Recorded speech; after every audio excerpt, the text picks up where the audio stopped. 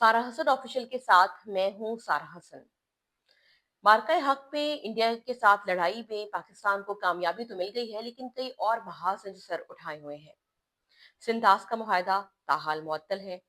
भारत की जानिब से जारहाना बयानात का सिलसिला भी जारी है। दहशतगर्दी के वाकयात भी रिपोर्ट हो रहे हैं और अहम कौमी मामलात पर सियासी इत्तेफाक राय भी कायम नहीं हो पाया है। आज के व्लॉग में इन्हीं मौज़ूआत पे बात करेंगे। जुमे के दिन आर्मी हाउस रावलपिंडी में एक इशाइया मुनक्किद हुआ। इस इशाइये के मेज़बान आर्मी चीफ या फील्ड मार्शल आसिम मुनीर साहब थे।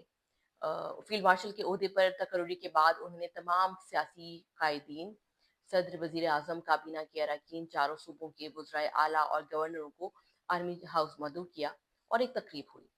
ये तकरीब एक मैसेज था, एक पैगाम था कि अहम कौमी मामलात पर तमाम पॉलिटिकल लीडरशिप और अस्करी क़यादत एक सफ़े पे मौजूद हैं, एक साथ हैं और उनमें इत्तेफ़ाक़ राय पाया जाता है। इस अहम इजलास में, इस अहम इशाइये में जो एक सिंबॉलिक यूनिटी को ज़ाहिर करता है, खैबर पख्तूनख्वा के वज़ीर आला अली अमीन गंडापुर मौजूद नहीं थे।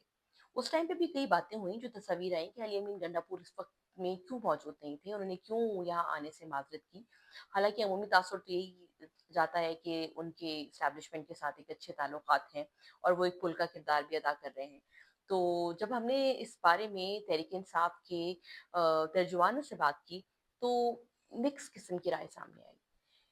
एक तर्जुमान ने कहा कि अली अमीन गंडापुर को मदऊ किया गया था, लेकिन वो एक अहम इमरान खान की रिहाई और किसी केसेस से मुतल्लिक एक अहम इजलास में शरीक थे, जिसकी वजह से वो शिरकत नहीं कर सके। एक और जब तर्जुमान थे तो उन्होंने कहा कि अ, उन्हें कोई ऐसा दावतनामा मौसूल नहीं हुआ था कि वो जाते।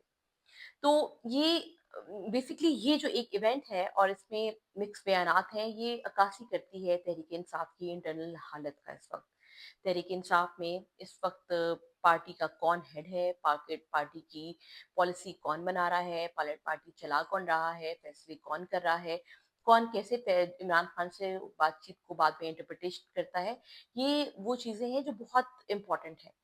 अ, कभी लगता है कि अलीमा खान जो है वो इमरान खान से मिलने के बाद पार्टी की क़यादत अपने हाथ में लेने चाहती हैं और जो पार्टी के चेयरमैन हैं बैरिस्टर गौहर, उनको रद्द किया जाता है। बैरिस्टर गौहर जो बात करते हैं उसे रद्द किया जाता है, या फिर उसकी तरफ से दूसरे क्वार्टर से जब कोई बात आती है तो पता चलता है कि इमरान खान साहब की अहलिया बुशरा बीबी इस बात पर रजामंद नहीं है। यही वजूहात है कि अगस्त 2023 से इमरान खान सजा पाने के बाद से जेल में कैद हैं और उनकी रिहाई की कोई सबील नहीं हो सकी है। पीटीआई की क़यादत एक दूसरे की टांगें खींचने में मसरूफ़ है और अभी तक इतने बड़े-बड़े इवेंट्स के बावजूद भी तहरीक इंसाफ अपने आप को आइसोलेट करती चली जा रही है। ये जैसे मैंने आपको बताया कि ये मौका था, इससे पहले जब जंग शुरू हुई तो एक ब्रीफिंग दी गई, उस ब्रीफिंग में भी तहरीक इंसाफ की क़यादत शरीक नहीं हुई। अब ऐसे कौमी मामलात पे जिस पे पूरा मुल्क ऑन स्टेक हो, जंग से बड़ी तो कोई बातचीत हो नहीं सकती। तहरीक इंसाफ ने उससे क्यों अपने आप को दूर रखा? मेरे ख्याल से अगर इमरान खान साहब मौजूद होते तो शायद हालात अलग होते, हालात कुछ और होते। और इसी तरह से इमरान खान के ना आने से एक जो गड़बड़ घोटाला बन गया है पार्टी में, हर एक की 1.5 इंच की जो मस्जिद बन गई है, उसी की वजह से ना तो मामलात आगे बढ़ रहे हैं, ना आगे निकलते हुए दिखाई दे रहे हैं, एक जमूत का शिकार है। और इमरान खान जो अभी तक जेल में हैं, उनकी रिहाई की भी कोई सबील दिखाई नहीं देती। एक अभी की बात है कि चंद रोज़ कबल जब इस तरह की बातें हो रही थी कि तहरीक-ए-इंसाफ एस्टेब्लिशमेंट से बातचीत करना चाहती है मुल्क के लिए, तो हमने देखा कि इमरान खान साहब का जो 190 मिलियन पाउंड का केस था, उसकी समाअत को के लिए इस्लामाबाद हाई कोर्ट में मंजूर कर लिया गया। लेकिन उसके बाद फिर तहरीक-ए-इंसाफ की जानिब से जो टेढ़े-मेढ़े बयानात आना शुरू हुए, खास करके अलीमा खान साहिबा की तरफ से और बैरिस्टर गौहर के बारे में, फिर वो तमाम लोग, वो तमाम क्वार्टर्स जिन मैं नाम नहीं लेना चाहती, जिन्होंने कभी भी सियासत नहीं की है या जो सियासी तौर पर इतने सूझ समझ नहीं रखते हैं, उनकी तरफ से जो बयानात हैं, उन्होंने पार्टी को दोबारा से उस पोज़ीशन में डाल दिया कि फिर राहें जो हैं जुदा होती जा रही हैं और फासले बढ़ते जा रहे हैं। एक छोटी-सी मिसाल है 2008 में जब बेनज़ीर भुट्टो डील करके वतन वापस आई, तो उस टाइम पे भी बहुत तनकीद का निशाना बनाया गया बेनज़ीर भुट्टो को। और लेकिन क्योंकि वो एक विज़नरी लीडर थीं, उन्होंने पहले चार्टर ऑफ डेमोक्रेसी के लिए मुस्लिम लीग नून के कायद नवाज़ शरीफ को आमादा किया, चार्टर ऑफ डेमोक्रेसी साइन किए। फिर उस वक़्त की जो मिलिट्री लीडरशिप थी परवेज़ मुशर्रफ की, उनके साथ बातचीत की और एक कोई ना कोई रास्ता निकाला, कोई ना कोई सबील पैदा की कि जो सियासी तौर पर एक जमूद है मुल्क में वो ख़त्म किया जाए और वो मुल्क वापस आईं। जब वो मुल्क वापस आईं और फिर उन्होंने मिज़ाज देखा, उन्होंने देखा कि इस वक़्त की जो मिलिट्री ताकत है, वो एस्टेब्लिशमेंट है, वो इतनी ताकतवर नहीं है। उनके अंदर में भी दरारें पड़ गई हैं और मुल्क में लोग भी जो है इस वक़्त सियासी लीडरशिप की तरफ देख रहे हैं। तो उन्होंने वक़्त की नज़ाकत को देखा, मौके से फ़ायदा उठाया और आने के बाद वही बातें की जो पाकिस्तान की अवाम सुनना चाहती थी। वही बातें की कि हमें वर्दी में सदर नहीं चाहिए, हम डिक्टेटरशिप नहीं चाहिए, डिक्टेटरशिप को ख़त्म करने के लिए मुल्क में जमहूरियत की ज़रूरत है। बेनज़ीर भुट्टो के उस टाइम की स्पीचेज़ अगर आप देखें, तो अंदाज़ा होता है कि एक विज़नरी लीडर होता क्या है। जब वो मुल्क में आने से पहले की उनकी बातें और आने के बाद की उनकी बातें। तो जो पॉलिटिकल लीडर्स होते हैं, वो मौका बनाते हैं, रास्ता बनाते हैं और वापस अवाम में आके घुल-मिल जाते हैं। आज अगर इमरान खान साहब भी बाहर होते, अपने लोगों के साथ होते, तो आई थिंक पीटीआई की पोज़ीशन भी बेहतर होती और पीटीआई की तरफ से भी कुछ सैनिटी दिखाई देती। क्योंकि अब इमरान खान साहब जेल में हैं और पार्टी का कोई भी करता-धरता उस तरह से नहीं है। हर कोई खुद साख्ता अपने तौर पे पार्टी का इंचार्ज समझ रहा है। उसी वजह से जो अहम कौमी मामलात हैं, अहम सियासी मामलात हैं, उससे पीटीआई की किनारा कशी जो है, जंग जैसे मौके पर भी पीटीआई को अपने लोगों से दूर कर रही है और उसकी जो जगह है, उसकी जो स्पेस है, वो मुल्क में पॉलिटिकल लीडरशिप तो नहीं ले रही, लेकिन किसी हद तक ये कह सकते हैं हम कि इस सारी एपिसोड में फौज का ग्राफ बहुत बुलंद हुआ है। वो नेशनलिज्म जो नहीं नजर आती थी, वो अब नजर आने लगी है। तो पीटीआई को कुछ सीखना चाहिए, कुछ सियासी सूझबूझ रखनी चाहिए और कोशिश करनी चाहिए कि कोई ऐसे मामलात बने कि इमरान खान की रिहाई के लिए राह हमवार हो, वो वापस आएँ। उसके लिए उनको जो कॉन्टेक्ट एस्टैब्लिश करना बहुत ज़रूरी है। एक तो ये बात थी, आगे बढ़ते हैं। आज सुबह जब एक इत्तलात आई कि खुलदार में जो बस पे हमला हुआ था, उसमें हलाकतों की तादाद 8 से बढ़कर 10 हो गई है।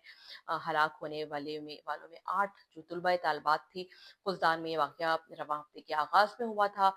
एक बस थी स्कूल के बच्चों की, जिसको आईईडी से निशाना बनाया गया था और उसमें हलाक होने वालों की अक्सरियत जो थी, वो बच्चियों की थी, जो स्कूल गोइंग बच्चियाँ थीं, वो थी। ये बस मुख्तलिफ इलाकों से बच्चों को पिक करके कैंटोनमेंट में वाक़ एक स्कूल में लेके जा रही थी जब इसके ऊपर हमला हुआ।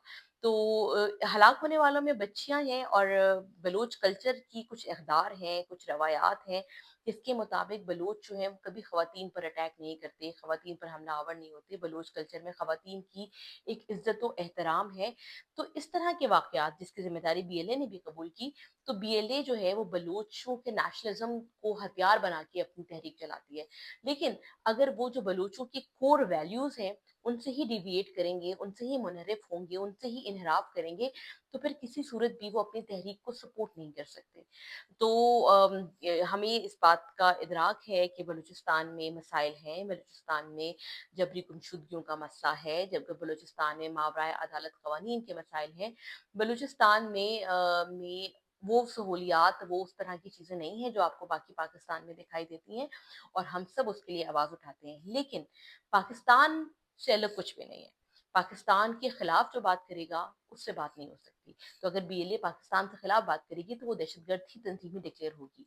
तो इस तरह की जो इवेंट्स हैं, जो बीएलए की के इंडिया स्पॉन्सर्ड इवेंट्स टेररिज्म के जो हैं, इससे बलूचिस्तान के जो अपने कोर इश्यूज़ हैं, जिसके ऊपर बात होती है, बात होनी चाहिए, जो इंडिपेंडेंट लोग भी बात करते हैं, हम भी बात करते हैं, उससे तवज्जो हट रही है।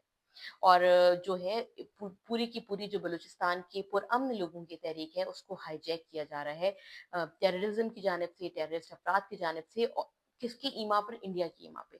तो पाकिस्तान के जो आईएसपीआर है, उन्होंने ये बात कही कि मुकम्मल तौर पे ऐसे शवाहिद मौजूद हैं कि इस वाक़ये में इंडियन प्रॉक्सीज़ इन्वॉल्व थी।